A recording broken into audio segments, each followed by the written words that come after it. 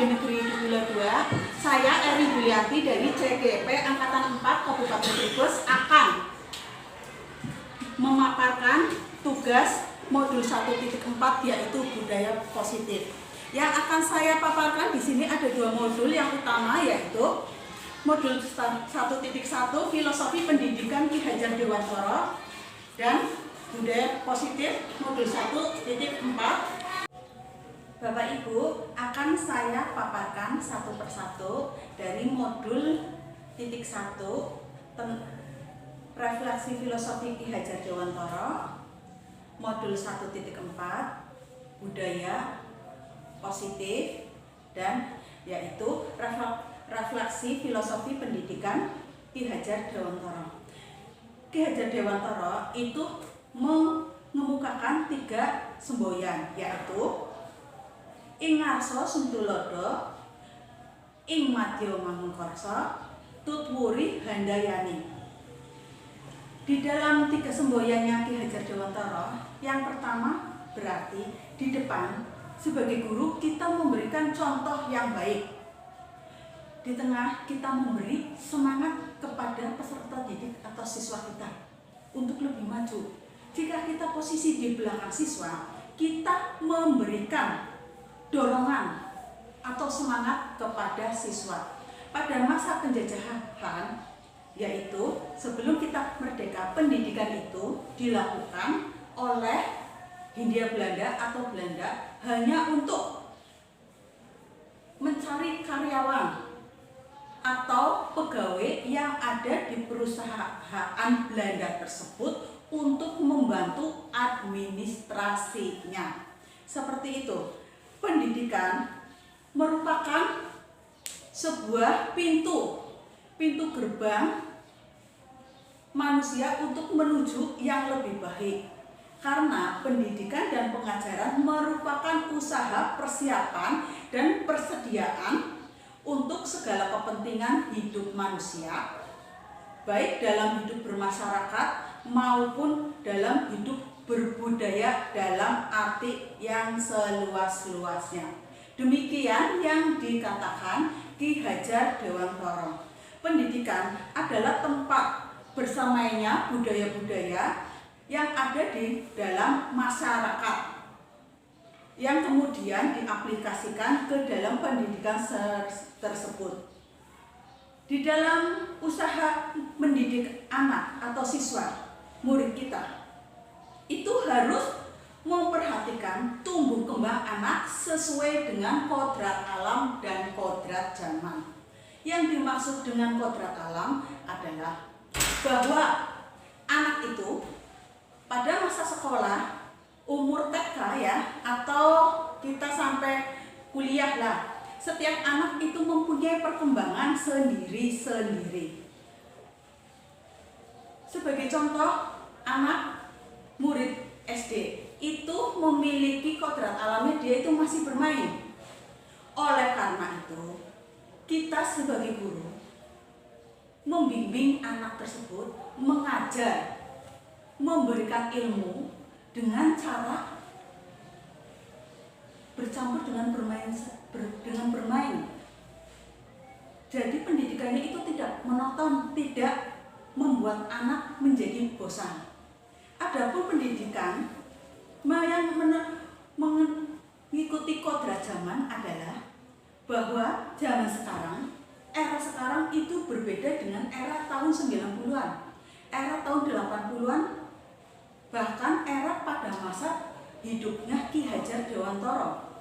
Di sini sebagai guru, kita memberikan pendidikan pengajaran sesuai dengan perkembangan zaman. Sebagai contoh, kita sekarang sudah mengenal HP Android, atau kita sudah mengenal Zoom, Meeting, atau Google Meet. Pendidikan yang kita lakukan sebagai guru itu mengaplikasikan keadaan apa yang ada di dalam pendidikan tersebut. Kita bisa memanfaatkan apa yang ada untuk pendidikan tersebut, untuk mempermudah anak mengakses semua informasi. Guru dapat mengarahkan anak ke Google sebagai contoh mencari informasi tentang tumbuhan yang berkeping satu atau yang berkeping dua, kita bisa membuka di Google, di browsing di Google. Itu untuk apa? Atau kita memberikan tugas kepada anak dengan cara membuka Google, mencari teks non-fiksi atau yang fiksi. Itu yang seperti apa? Contoh-contohnya. Dari situ nanti anak kan akan dapat menganalisa, membedakan ini yang namanya teks non-fiksi, ini yang namanya teks fiksi. Setelah dia membuka browsing di Google tersebut, itu gunanya aplikasi yang kita miliki untuk pendidikan. Seperti itu Bapak Ibu. Itu pendidikan yang mengikuti perkembangan zaman. Karena anak ibaratnya itu sebagai benih, guru itu sebagai petani. Seorang petani menanam benih agar benih itu tumbuh menjadi tumbuhan yang bagus, yang berbuah dan memberikan manfaat kepada kita sebagai seorang petani. Kita harus mempersiapkan ladang, dalam arti lahan ya, untuk bercocok tanam itu yang bagus. Kita merawat, mencabuti bulu rumputnya, menyiangi, kita memberikan perawatan berupa pupuk ataupun obat-obatan yang diperlukan tumbuhan tersebut. Jadi tumbuhan itu berkembang dengan baik dan memberikan manfaat atau berbuah dengan lebat. Itu bisa diumpamakan seperti itu. Dalam proses menuntun anak, kita harus memberikan pelayanan yang baik, memberikan kebebasan kepada peserta didik, menuntun, mengarahkan agar anak itu melakukan hal-hal yang positif. Kita itu mengarahkan menjadi pamong bagi anak, pamong bagi murid kita. Karena yang kita ajarkan nanti akan diingat sama anak itu sampai beberapa tahun yang akan datang. Seperti itu yang dinamakan menyangkut tentang kodrat alam dan kodrat zaman. Karena dalam melakukan pembaharuan yang terpadu hendaknya selalu diingat bahwa segala kepentingan anak didik, baik mengenai hidup diri pribadi maupun hidup kemasyarakatan, jangan sampai meninggalkan segala kepentingan yang berhubungan dengan kodrat keadaan, baik pada kodrat alam maupun kodrat zaman. Sementara itu, segala bentuk isi dan wirama, yakni perwujudannya, hidup dan penghidupannya seperti demikian hendaknya selalu disesuaikan dengan dasar-dasar asas-asas hidup kebangsaan yang bernilai dan tidak bertentangan dengan sifat-sifat kemanusiaan. Demikian yang dikatakan Ki Hajar Dewantara. Budi pekerti adalah suatu watak, suatu gerak pikiran, perasaan atau kehendak, kemauan sehingga menimbulkan tenaga. Ki Hajar Dewantara menjelaskan keluarga menjadi tempat utama dan yang paling baik untuk melatih pendidikan sosial, karakter bagi seorang anak, karena keluarga tempat bersemainya pendidikan yang sempurna bagi anak tersebut. Sebagai guru, kita menanamkan budi pekerti kepada anak setelah keluarga. Kita menuntun anak untuk menjadi lebih baik. Oleh karena itu, peran orang tua itu sangat penting. Peran guru memberikan tuntunan, memberikan teladan yang sangat penting bagi tumbuh kembangnya anak dan pembentukan karakter anak. Selanjutnya, arti pendidikan adalah, arti dan maksud pendidikan adalah sebagai tuntunan hidup anak. Maksud pendidikan adalah menuntun segala kodrat yang ada pada anak sehingga dia mencapai keselamatan dan kebahagiaan.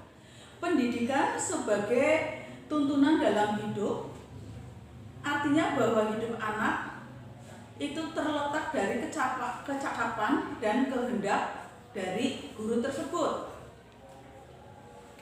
Perlunya pendidikan adalah pendidikan itu sebagai tuntunan sesuai dengan kodratnya masing-masing, yaitu kodrat zaman dan kodrat anak.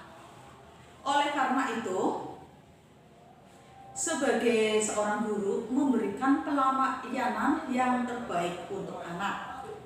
Kita dapat mencari sumber-sumber untuk bahan pengajaran, mengajar supaya cara mengajar kita itu lebih baik dan berkualitas. Di dalam pendidikan tersebut harus ada penjiwaan. Anak itu lahir di dunia ini sebagai kertas yang bersih, belum ditulis apa-apa. Sehingga sebagai orang tua dan terutama guru itu mengisi kertas tersebut mau diisi apa? Mau diisi apa menurut kehendak guru tersebut. Kita berkuasa penuh mendidik murid, membentuk watak seperti yang diinginkan. Ini menurut teori rasa. Yang kedua adalah teori negatif. Yang kedua adalah sebagai seperti ini penjelasannya, bahwa kertas yang sudah ditulis sepenuhnya itu sehingga dari siapapun dapat mengubah karakter anak tersebut. Seperti itu. Itu dua pendapat yang berbeda. Kedua teori ini mengajarkan kepada kita bahwa anak merupakan kertas yang sudah ditulis, tetapi tulisannya itu masih belum penuh atau belum full.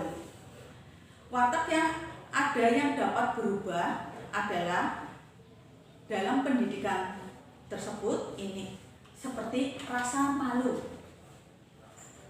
Jenis-jenis rasa malu ini, rasa malu, berani, kecewa, iri hati, di dalam manusia ini ada dari kecil sampai dewasa.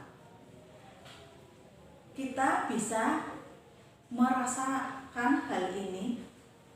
Oleh karena itu, semua ini berhubungan dengan kecerdasan seseorang. Pendidikan merupakan dasar hidup manusia yang dikatakan tidak berubah selama hidup. Demikian juga orang yang bertabiat pemalu, belas kasihan, pemarah, dan sebagainya. Ia akan memikirkan segala sesuatu menurut keadaannya. Maka dia akan dapat menahan nafsu untuk tidak menimbulkan sifat aslinya. Jenis-jenis budi pekerti. Jenis-jenis budi pekerti adalah sebagai berikut. Kekuasaan, agama, keindahan, kegunaan atau faedah, pengetahuan, menolong sesama. Ini adalah jenis budi pekerti yang dikemukakan oleh Spinnaker. Sedangkan menurut budi pekerti menurut Ki Hajar Dewantara adalah sifat, angan-angan, sidat perasaan, dan sidat kemauan yang disatukan sehingga mewujudkan suatu budi pekerti yang pasti. Jadi budi pekerti setiap orang itu memiliki cara pandang yang berbeda-beda. Dari Imam Syafi'i mengatakan bahwa budi pekerti juga mengukur budi pekerti orang dengan cara seseorang menurut pandangan dirinya sebagai pusat pemandangan atau sebaliknya. sebagai sebagian dari alam yang ada. Di dalam mewujudkan pendidikan yang ada, kita sekarang mengacu kepada profil pelajar Pancasila. Adapun 7 profil pelajar Pancasila: 1. Beriman dan bertakwa kepada Tuhan Yang Maha Esa dan berakhlak mulia.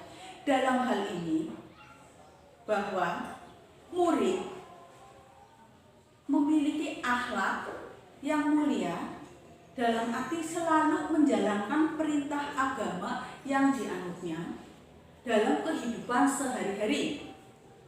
2. Kreatif. Murid diharapkan dapat menghasilkan gagasan yang baik, yang penuh dengan inisiatif, yang penuh dengan kreativitas. Yang ketiga adalah gotong royong.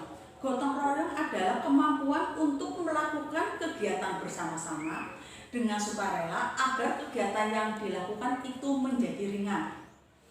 Yang keempat, berkebinekaan global adalah suatu sikap toleransi terhadap perbedaan yang positif dan tidak bertentangan dengan budi pekerti yang luhur dari bangsa tersebut, yaitu budaya bangsa tersebut, contohnya bangsa Indonesia. Seperti itu. Yang kelima, bernalar kritis, artinya bahwa seorang siswa, murid itu dapat mencari tahu atau mencari informasi jika guru menjelaskan atau mengerjakan tentang sesuatu soal. Anak dapat berpikir kritis, berusaha untuk menyelesaikannya. Adapun profil pelajar Pancasila yang selanjutnya adalah mandiri. Mandiri adalah kondisi murid itu tidak bergantung dengan orang lain. Di sini murid dapat menyelesaikan semua tugas-tugas yang ada. Semua itu untuk mewujudkan merdeka belajar, yaitu terciptanya pelajar Indonesia sepanjang hayat yang memiliki kompetensi dan berperilaku sesuai dengan nilai-nilai Pancasila. Tujuan utama pendidikan nasional Indonesia sejalan dengan pemikiran Ki Hajar Dewantara, yaitu pendidikan dan pengajaran merupakan usaha persediaan untuk segala kepentingan hidup manusia dalam hidup bermasyarakat maupun dalam hidup berbudaya. Demikian Bapak Ibu yang saya sampaikan tentang modul titik 1.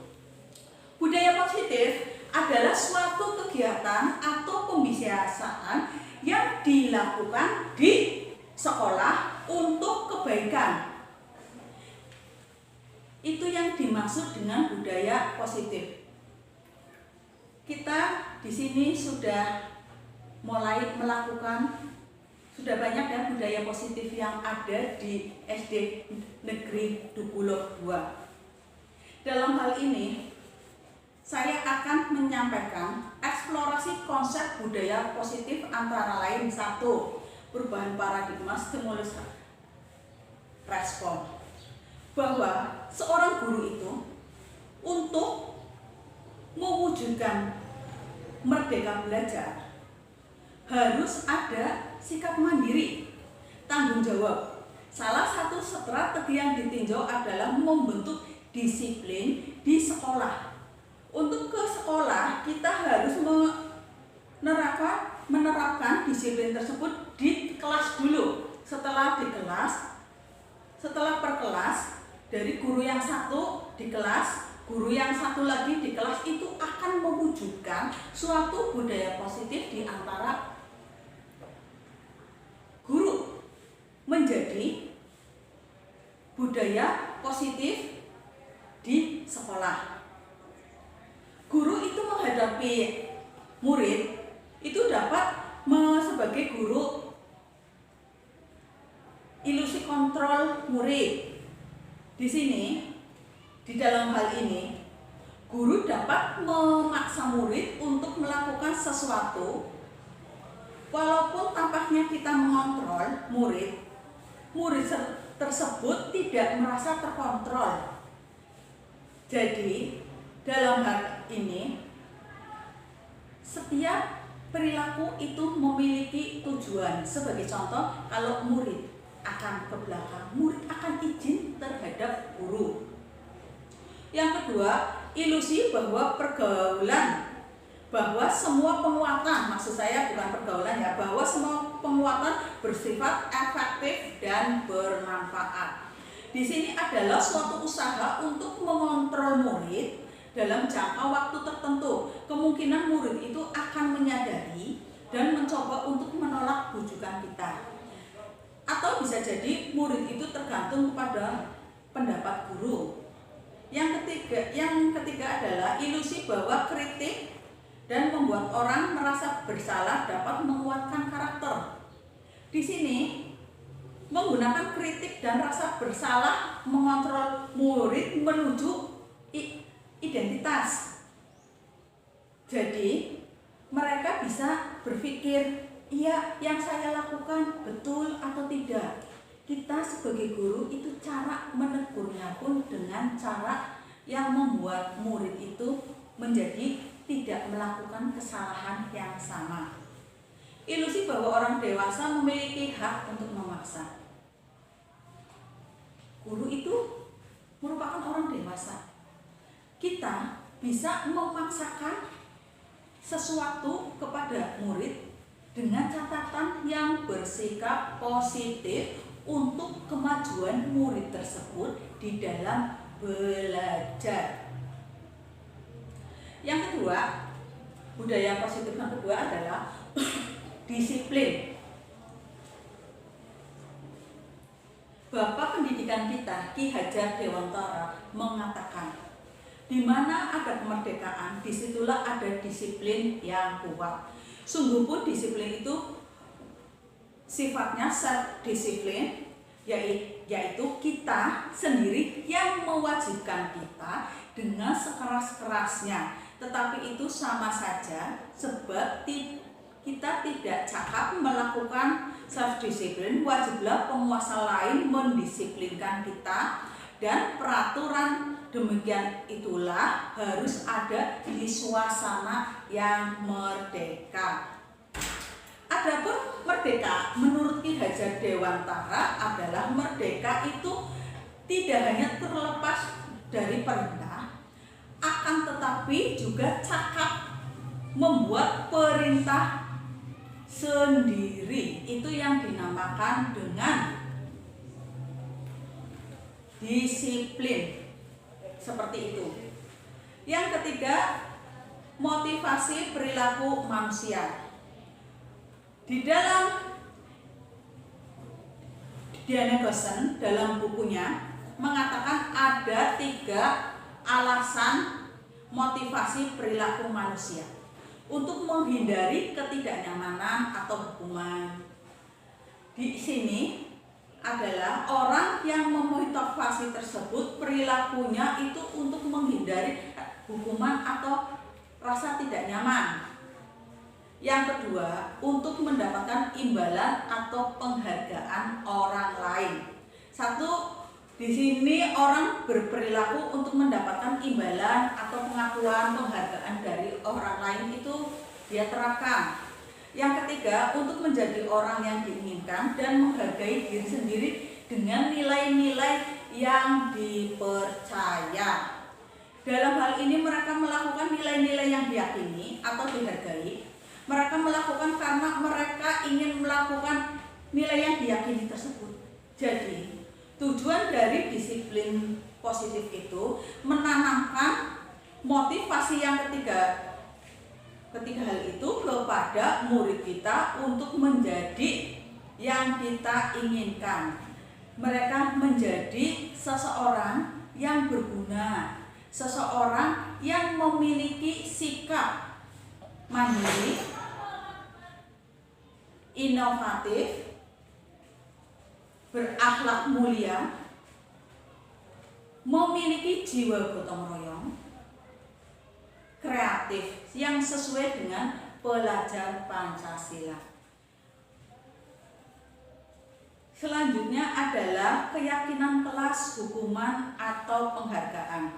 Di dalam suatu pembentukan keyakinan kelas, itu bersifat abstrak daripada peraturan yang lebih rinci dan konkret.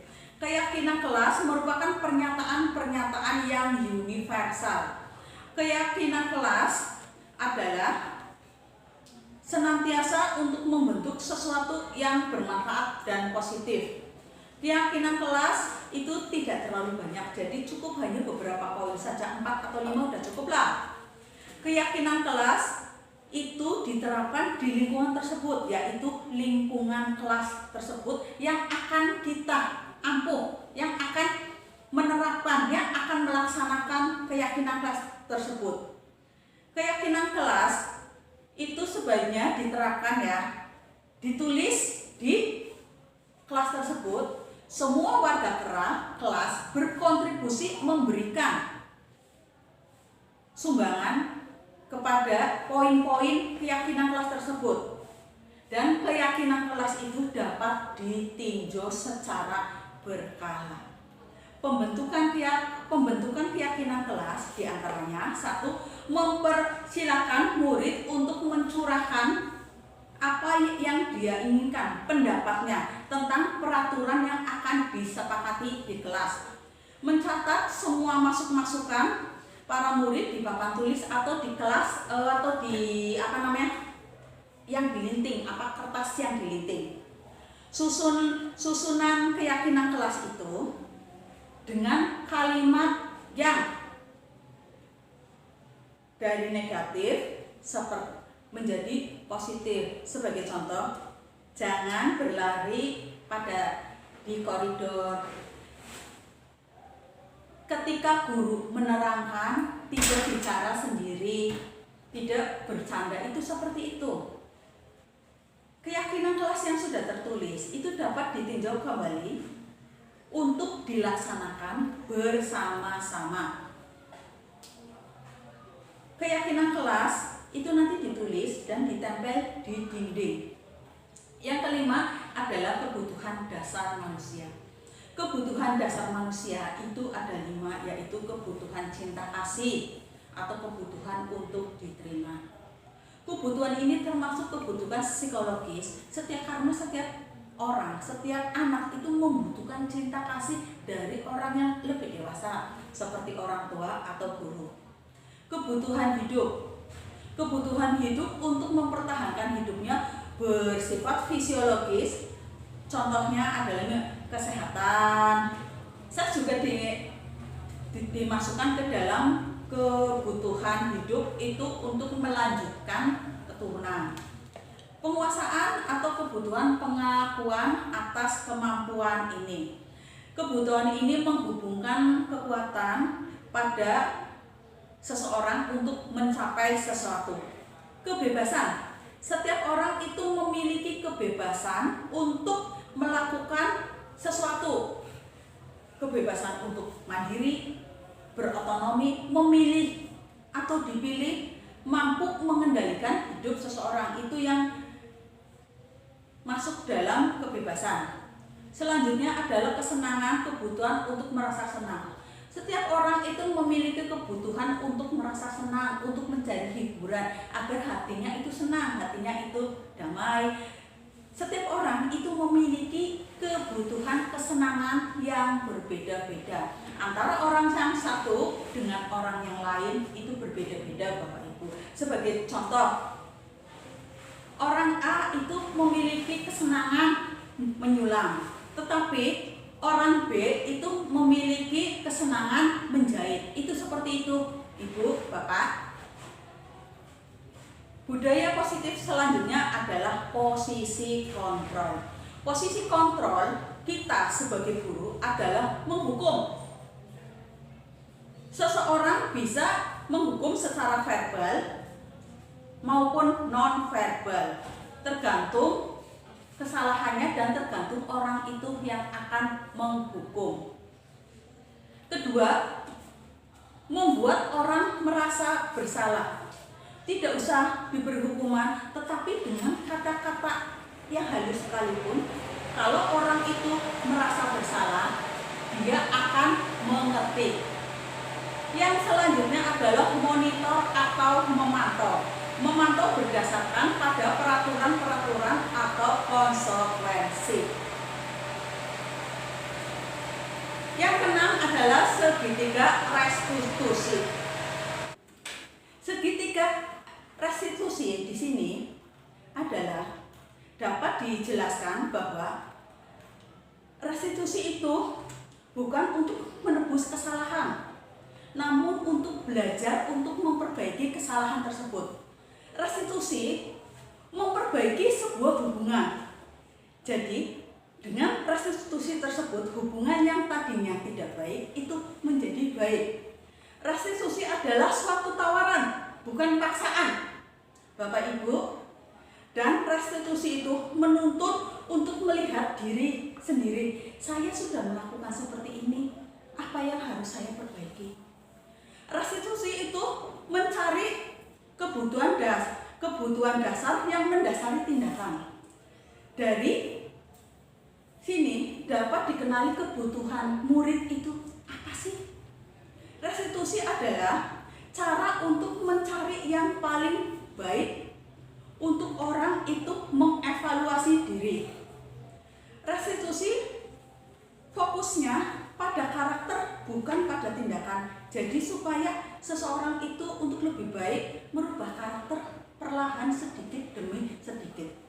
Restitusi menguatkan. Di sini maksudnya adalah menekan perasaan kita dalam-dalam apa yang sudah kita lakukan terhadap murid.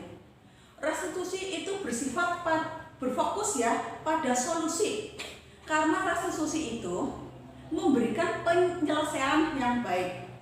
Restitusi itu mengembalikan murid kepada kelompoknya supaya tidak ada masalah lagi. Demikian Bapak Ibu yang saya paparkan tentang budaya positif dan filosofis pendidikan menurut Ki Hajar Dewantara.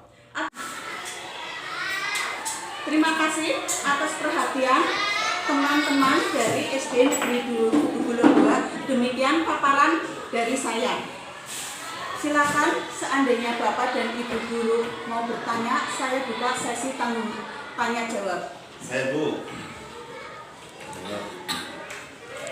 Pertama saya mengucapkan terima kasih pada Bu Eri.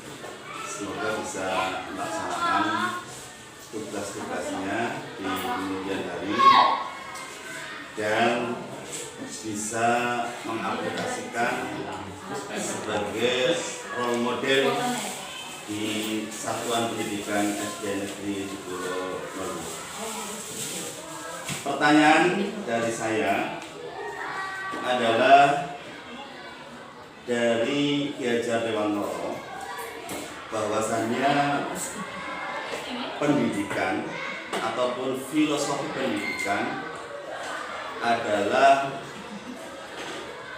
untuk kecakapan hidup, cakapan lahir dan batin, gitu ya Bu ya? Yang tadi saya baca. Nah, apa yang harus dipersiapkan oleh guru dan aktualisasi yang harus segera ditetapkan sebagai bekal untuk kedepannya nanti di dalam kehidupan sehari-hari. Artinya bahwasanya apa yang harus kita persiapkan dalam rangka pembekalan kecakapan hidup anak-anak kita, dan kemudian langkah yang konkretnya itu seperti apa. Ini pertama ya. Dan yang kedua,